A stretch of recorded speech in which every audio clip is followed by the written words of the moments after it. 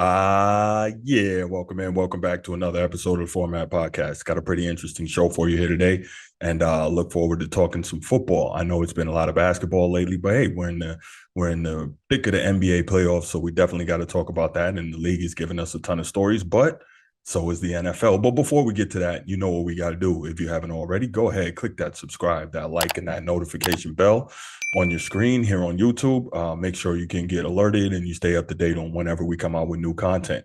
If you want the audio only version of the podcast, you know what to do. Click your audio podcast platform, open up the search bar, type in the Format Podcast, give us a search. We should come on up. If you enjoy the content, give us that thumbs up or give us that 5-star review. I definitely appreciate it. Make sure you share the content with other sports fans you know that would love to hear a different voice. And yeah, all that stuff helps us rise in the algorithm, helps us find more sports fans, helps more sports fans find us. All right, now let's get right to it.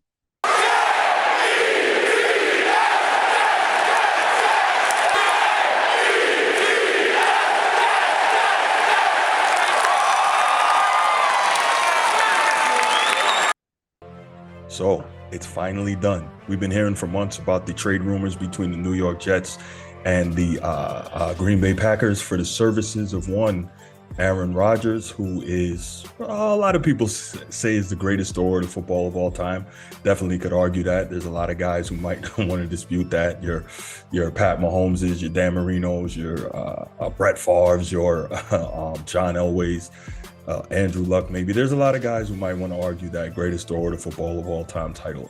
I definitely don't think so, but clearly he is one of the all-time greats, guaranteed first ballot Hall of Famer. And this is interesting because Aaron Rodgers is now a New York Jet after, I want to say, 15 years with the Green Bay Packers. And that's really funny because I want to say Brett Favre played 14 years with the Green Bay Packers before what? Getting traded to the New York Jets. So it's so unusual, number one, for one franchise being Green Bay to have that amount of high-level Hall of Fame level quarterback play for that long. I think 30 years straight they've had Hall of Famers at the quarterback position, and now it's going to be Jordan Love's show, and we'll see how that goes. But both of those guys got traded to the Jets. I mean, I don't think there's any conspiracy theory or anything there, but it is just a neat little story note to look at and see that both of these guys are there. So yeah, Aaron Rodgers is going to be a Jet next year for the first time in his pro career. He's not wearing number 12. Although, in fairness, Broadway Joe Namath did say he'd have no problem with it. That was his number. And coincidentally, the last quarterback to get the Jets a championship, their only championship. So I would say that the expectations are going to be pretty high in New York City, right? But you know what they say, if you can do it in New York, you can do it anywhere, right? And this is going to be Aaron Rodgers' arguably biggest test. And he's going from the NFC to the AFC. And, you know, there's a lot of side notes and a lot of storylines. First, we want to touch on Zach Wilson. 2 years ago, drafted with the number two pick overall by the New York Jets. Not sure why they drafted him that high. They must have seen something they liked in the evaluation. But the fact is, he just simply hasn't been that guy. His play hasn't been able to stand up. He's been injured. He's been benched. And when he's been on the field, he's just been lousy. A quarterback rating of 70.9, which is just not good. He's got 15 touchdown passes in his career to 18 interceptions. Not good. And that's one of the things Aaron Rodgers hangs his hat on, is a tremendous touchdown to interception ratio. We'll get to that. Zach Wilson averages 182 passing yards per game in his career. Now, in his defense, his first year, he didn't have a whole lot to work with weapons-wise. He had some more this year, and, you know, he's still a young quarterback, so no one's saying that his career is over. And maybe this would be good, the opportunity to sit behind a guy like Aaron Rodgers for 2 years and really learn and have some time not to be rushed back onto the field. So if they do keep him, he'll be the backup, though I think they'll keep him because I can't imagine anyone will really be in a rush to take him off of their hands, right? I don't think they're going to get much compensation. But yeah, Zach Wilson, his time as the starter is over for the foreseeable future in New York, and Aaron Rodgers is there. And he had some comments to say at his introductory press conference. Let's check those out, and then we'll be back. This is a surreal day for me. After spending 18 years in the same city, it's been a lot of introductions today and meeting a lot of people, but there's a lot of excitement. I'm here because I believe in this team. I believe in Coach Saleh. I believe in the direction of Joe Douglas. Obviously, he's drafted really well the last couple of years, having the offensive and defensive rookie of the year. But big thanks to the Jets organization. Obviously, a big thanks to the Green Bay Packer organization for an incredible run. That chapter is over now, and I'm excited about the new adventure here in New York. A big reason I'm here, I got to mention, is Nathaniel Hackett, who's here. Hack and I became really close friends for 3 years in Green Bay, and I love him like a brother, and I believe in him, and I'm really happy to be back working with him again. Obviously, Joe has got a great track record so far of drafting some incredible players, but it takes a system, and obviously Robert has the right sauce, so I'm excited about getting to work with him. Jets have an incredible, passionate fan base. I saw that last year at Lambeau. Obviously, you know about Fireman Ed and you know, his passion for the team. I think that's an exciting draw to this as well, as being a part of something special. I grew up watching old VHS tapes of the Super Bowls, and so obviously I know about the guarantee and Broadway Joe. Been a while since then. I noticed walking in this morning that Super Bowl III trophy is looking a little lonely. So obviously the New York media is, I think, excited is probably a pretty good word to utilize. New York Jets fans are excited if they're going to get anything near the Aaron Rodgers that we've seen for the most part of his career. Just 2 years ago, he was league MVP, and he's got 4 of those things. So, you know, he can still play. He's going to have some pretty solid weapons, and I'm sure they're going to work to put some more around him.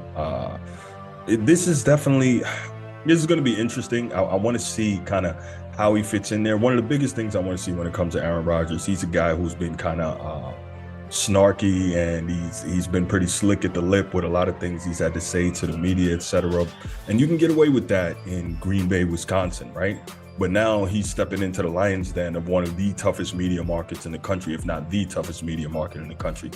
New York City media will tear you to shreds if you let it. If you're not playing well, you're not producing, you're going to be on every back page, and you're going to have to stand there in those press conferences, and you're going to have to answer those questions, and they're going to be coming at you like bullets in the war zone. They don't play that New York media. So I'm hoping that he's going to be very, very well prepared for that. Now, that said, he doesn't have to learn a new offensive system. He's got Nathaniel Hackett, his former OC in Green Bay, and he was also the head coach in Denver last year. That didn't go well, but now he's back in the OC position with the Jets, so he knows the system well. He knows Hackett well. Those guys are friends, so that should greatly ease the learning curve, right? And it's him being experienced with that, if he wants to put in the time during the offseason, will help a lot of the younger players and the offensive skill guys learn that system as well, right? So that's one of the things we're going to have to look for and see, is Aaron Rodgers going to want to put in the time during the offseason to work with those guys. And he hasn't necessarily been the guy who's been most willing to do that in the last few years. So if he wants to have success, he'll do those things. But maybe he believes that he's transcendent enough to just come in during mini camp and training camp, and he'll be able to install the system and work with those guys. Now, we know, the comparisons will inevitably come, but we know a guy like Tom Brady, he's going to come in and he's going to pull all those guys and work with him in the summer and during the offseason to get the timing right, to teach them the system, to teach them the verbiage, and help them all to be successful, because, you know, Tom Brady obviously knows that he couldn't have success without those other guys. And I'm sure to some level Aaron Rodgers knows that, but at the same time, I really am curious to see how he's going to handle that part, because we haven't seen much of it maybe in the last 4 or 5 years in Green Bay. And then you got to ask yourself 2 questions. 1, what's the legacy that Aaron Rodgers leaves in Green Bay? And 2, what is the expectation now that he's arriving in New York City? So first, let me tackle the expectations piece. Aaron Rodgers, as I mentioned, is one of the all-time great quarterbacks in the history of the league, whether you're talking about statistically or whether you talk about play. He's got a championship. There's a lot of great quarterbacks that were never able to get one. He's got a lot of wins in his career, 147. He completes 65% of his passes on his career. And here's where he really shines. He has 475 career touchdown passes and only 105 interceptions. So a greater than 3-to-1 touchdown interception ratio, which is absolutely incredible. He's a guy that can go down the field. so that's not a problem. He can definitely stretch it. He's a guy that just 2 years ago threw for over 4,000 yards. So Aaron Rodgers, he's got all the numbers. He's got all the ability. Again, people say he's the greatest thrower to football of all time. I disagree with that, but he is phenomenal. He can make a lot of throws that a lot of guys cannot make. He still has above average mobility and an ability to throw the football from multiple arm angles within and outside of the pocket. So really impressed with that and looking forward to seeing what he's got there. I really think the combination of him and Garrett Wilson, that's going to be dangerous. And then providing Breece Hall comes back healthy, that's going to be a very good running game behind him.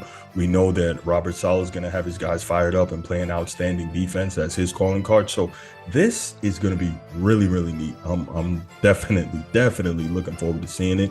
So yeah, back to the question of what is the legacy left in Green Bay. Now, most people say definitively he was better than Brett Favre. And I'm not sure I believe that. I don't necessarily believe that he was the leader that Brett Favre was in terms of his connection with players, his teammates. Now, maybe it doesn't appear that way from the outside. And obviously I'm not in the locker room and I don't know anyone who is. So I can't really speak to that. But from what we see, which is, I guess, not a whole lot, he doesn't seem to be a guy who's a great leader. What would Stephen A. like to say, galvanize the troops.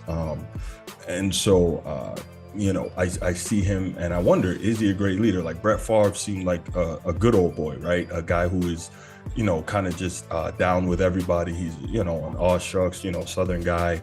Now we know some other things about Brett Favre off the field. We're not going to get into that. That definitely makes you question how good or how nice a guy he is. But that's not really the point here. We're talking about in terms of leadership. Brett Favre was a no fear guy who believed in his arm to a fault. He would, try to stick it in any hole he could in terms of how he delivered the football. He was a guy who believed he could make any throw at any given time, and that made him reckless. He was a gunslinger. But for all of that, and for all of that cautiousness with Aaron Rodgers, they both only have one championship. And my big knock on Aaron Rodgers, and this to me is problematic, he's been to the NFC championship game 4 times, right?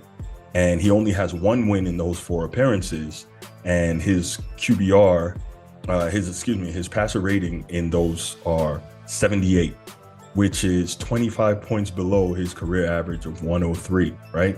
His completion percentage is down, his passer rating is down, his yards passing per game is down, his interceptions are up, right? Remember we talked about 475 touchdown passes and 103,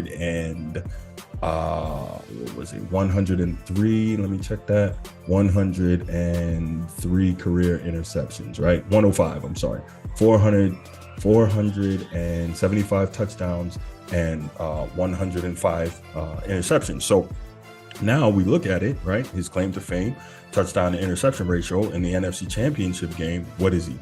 6 touchdowns, 7 picks. So when those lights get brighter and the stakes are higher, Aaron Rodgers gets worse. Meanwhile, you see a guy like Tom Brady, when the lights are brighter and the stakes are higher, he just gets better, he just gets cooler, and that's why he's the GOAT. So this is where I kind of wonder about Aaron Rodgers, right? He's consistently failed on that big stage. Almost like LeBron, right? A lot of failure on the big stage.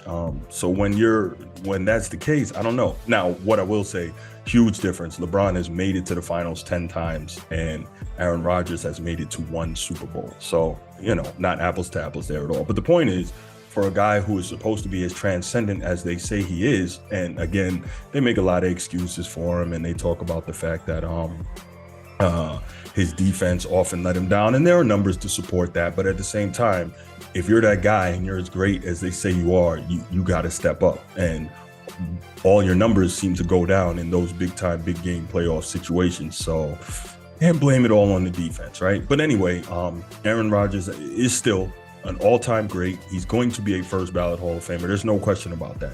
So the second thing is, what are the expectations now that he arrives in New York City? New York Jets, that is, not the Giants, but the Jets are starving for a championship. They have not had one since before the AFL-NFL merger, and that was Super Bowl III, 1969, with Mr. Joe Willie Namath, Broadway Joe himself, right? And so The Jets are starving for that. More recently, when Rex Ryan was the coach about 10, 15 years ago, they made it to back-to-back AFC championship games, couldn't quite get over the hump. I think they lost one to New England and another one to Pittsburgh. But the point is, the Jets have been in position to have some success, but couldn't quite get there. And the biggest reason, they've never had the elite quarterback play. And now they have that opportunity. So what are the expectations? It's not to make the playoffs. It's not to win a playoff game. New York Jets fans, New York media, New York City wants a championship for the Jets, especially being as how the Giants have much more recently won 2 championships. So the Jets want a title. They haven't had one in over 50 years. They need that, right? They are starving for it. By the time next Super Bowl rolls around, that's going to be 54 years since they've had a title. So they need that badly, and they want it. So the expectation is they want Aaron Rodgers to turn back the clock and be MVP Aaron Rodgers of 2 seasons ago and take them to a title. Now, I will say this. I respect the fact that Aaron Rodgers didn't run from this challenge because he is coming into what's clearly the tougher conference with much more difficult QB play. He's going to be in a lot of shootouts, right? Even within his own division, because you got Josh Allen up there in Buffalo. Mac Jones is probably going to have an improved year under his college coordinator, Bill O'Brien. He knows that system. Tua, when Tua has been healthy, was in the MVP conversation last year. So a lot of shootouts just in the AFC East alone, of course, right?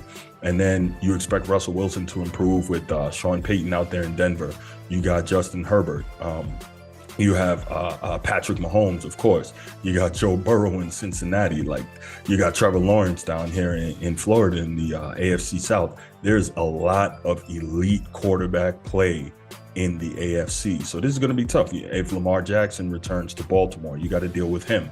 So there's a whole lot, man. There's a whole lot. It's not going to be easy sledding at all for Aaron Rodgers to try and win championships. So what I want to know from you is what type of legacy do you think that Aaron Rodgers leaves in Green Bay?